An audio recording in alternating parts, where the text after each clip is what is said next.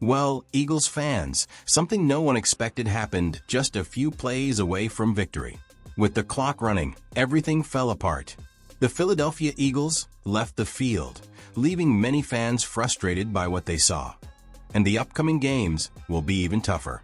We should be concerned, but before we dive into that, make sure you're subscribed to the channel, join our exclusive community, and never miss another important update about the Philadelphia Eagles. Stay informed every day. Now, back to the news. Saquon Barkley shared his thoughts on his missed catch during Monday's loss to the Falcons. In a game-winning situation, the Eagles just needed to convert a 3rd and 3 to ice the game. Unfortunately, a pass from Jalen Hurts intended for Saquon Barkley fell incomplete.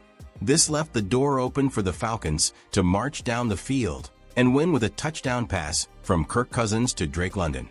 Barkley made a straightforward statement about his role in the play that resulted in the Eagles' loss.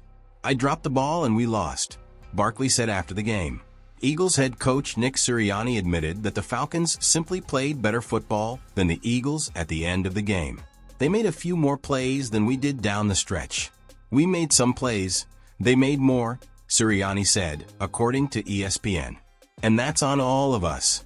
It starts with coaching and goes down to the players. We're all responsible for the loss." Eagles head coach Nick Sirianni explains the mistake at the end of the game against the Falcons. It's no surprise Sirianni was asked to explain why the Eagles passed the ball on 3rd down late in the game. "I've seen a lot of misunderstanding out there about the Eagles' decision-making at the end of their collapse against the Falcons. When I was in elementary school, I loved going to high school football games and would always bring my trusty notebook with me to keep track of run/pass splits and man/zone defense alignments. Once football season was over, I'd switch to basketball, where I kept shot charts for every player on the team. I knew early on that I was a very nerd and sometimes forget that everyone else isn't. So what follows is my attempt to explain ideal football game decision-making. And since it's new, I'll use the Eagles game as an example, though this logic applies to any game.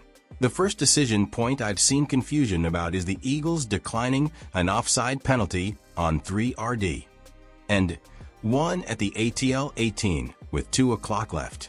This was the right decision. If the Eagles accept the penalty, it's now 1st down and the Falcons, assuming they get a stop, can use their 3 timeouts on 1st, 2nd, and 3rd downs to minimize clock drainage and get the ball back with about 1:45 left. By declining the penalty, the Eagles forced the Falcons to call a timeout after 3rd down, meaning they'll now be out of timeouts after the 2nd down in the next set of downs. And there will be a full play clock that the Eagles can run down after the next 3rd down. The